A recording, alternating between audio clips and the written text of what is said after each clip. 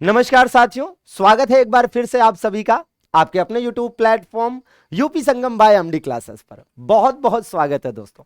इस सेशन में आपको वीके का जीके अंदाज में बहुत सारी इंपॉर्टेंट फैक्ट मिलने वाले हैं, जहां से सीधे एग्जाम में क्वेश्चन बन सकते हैं। तो देखिएगा, आज हम देखने वाले हैं सोलर एनर्जी के संबंध में सारी जानकारियां। अगर हम सोलर एनर्जी की बात करते हैं तो सबसे पहले देखिएगा, टॉप प्रोड्यूसर कौन है, मतलब सर्वाधिक उत्पादन सौर ऊर्जा का कहां होता है। अगर हम भारत के विभिन्न राज्यों की बात करते हैं तो आप देख सकते हैं कि राजस्थान पहली पोजीशन पर, कर्नाटक दूसरी पोजीशन पर और गुजरात तीसरी पोजीशन पर है। जबकि विश्व में बात करेंगे तो चाइना प्रथम पोजीशन पर और भारत पांचवी पोजीशन पर है। और आपको कम से कम ये चीजें याद होनी चाहिए कि भारत में सर्वाधिक उत्पादन कौन कर रहा है और दुनिया में सर्वाधिक उत्पादन कौन कर रहा है। साथ में यह भी याद होना चाहिए कि भारत दुनिया में कौन सी रैंक पर है, इस मामले में पांचवी रैंक पर है। अब इसी के साथ यह भी देखिएगा, 24x7 सौर ऊर्जा संचालित पहला गांव कौन सा है भारत का, मोढेरा गुजरात है। अब एक और इंपॉर्टेंट चीज देखिएगा कि largest floating solar energy park, मतलब सबसे बड़ा तैरता हुआ सौर ऊर्जा संयंत्र। क्या दोस्तों, सबसे बड़ा तैरता हुआ सौर ऊर्जा संयंत्र।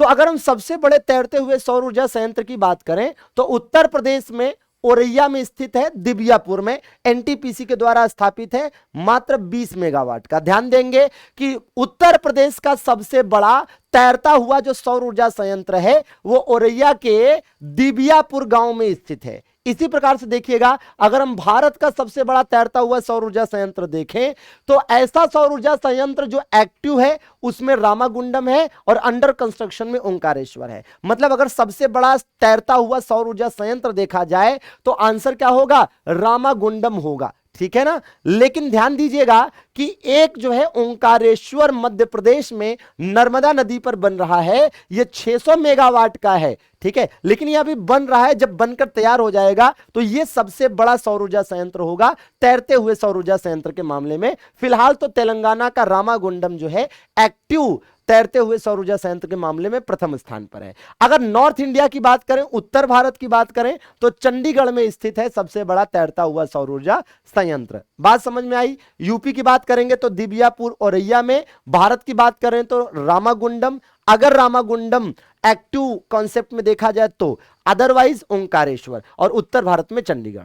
अब इसी प्रकार से देखिएगा कि जो सौर ऊर्जा का उत्पादन का लक्ष्य है, सौर ऊर्जा उत्पादन का लक्ष्य है वो 2030 तक कितना है, 280 गीगावाट उत्पादन का लक्ष्य है। मतलब भारत सरकार का ये टारगेट है कि 2030 तक, है ना, कम से कम 280 गीगावाट जो उत्पादन क्षमता है उसको स्थापित किया जाए।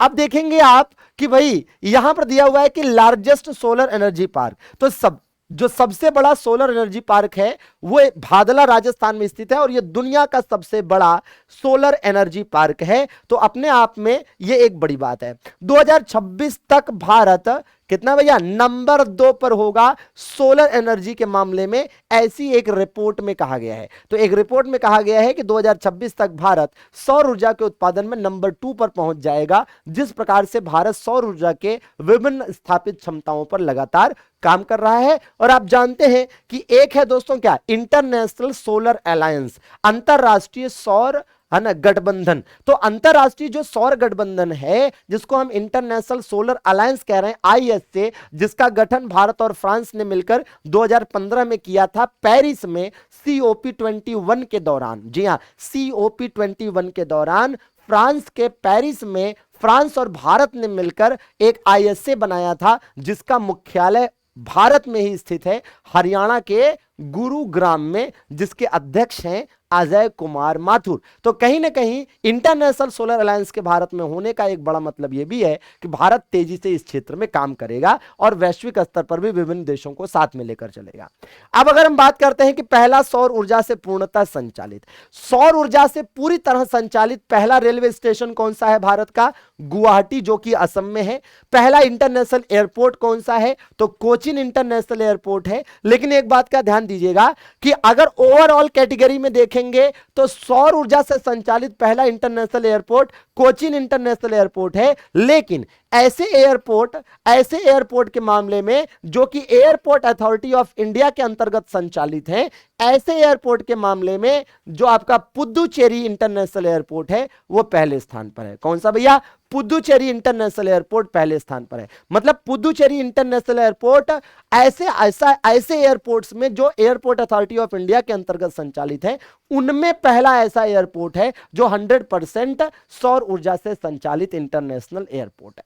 ठीक है ना। अब इसी प्रकार देखिएगा कि पहली संसद जो कि 100% सौर ऊर्जा से संचालित है वो पाकिस्तान की मजलिस ए शूरा है। और अगर हम पहले गांव की बात करें तो मोढेरा है जो कि गुजरात में स्थित है। दोस्तों, सौर ऊर्जा जो होती है वो एक प्रकार की नवीकरणीय ऊर्जा के अंतर्गत आती है। नवीकरणीय मतलब है ना, रीन्यूएबल कह सकते हैं, जो वातावरण को कम से कम नुकसान पहुंचाती हैं और बेहतर होती हैं। तो नवीकरणीय ऊर्जा के प्रमुख स्रोतों में जल ऊर्जा, पवन ऊर्जा, सौर ऊर्जा और इस तरह की अन्य ऊर्जाएं आती हैं। लेकिन अगर हम बात करते हैं भारत में ऊर्जा के मुख्य स्रोत की, तो आप देखेंगे कि भारत में ऊर्जा का जो मुख्य स्रोत है वो क्या है? वो है तापीय ऊर्जा संयंत्र। ठीक है। तो तापीय ऊर्जा मुख्य रूप से पहले नंबर पर है, दूसरे नंबर पर जल विद्युत है और तीसरे नंबर पर परमाणु विद्युत है। मतलब यह है कि भारत में जो ऊर्जा का उत्पादन होता है उसमें पहले सबसे ज्यादा उत्पादन तापीय से होता है, मतलब थर्मल पावर प्रोजेक्ट से, दूसरे पर जल विद्युत हाइड्रो इलेक्ट्रिक प्रोजेक्ट है और तीसरे पर परमाणु अर्थात एटॉमिक है। लेकिन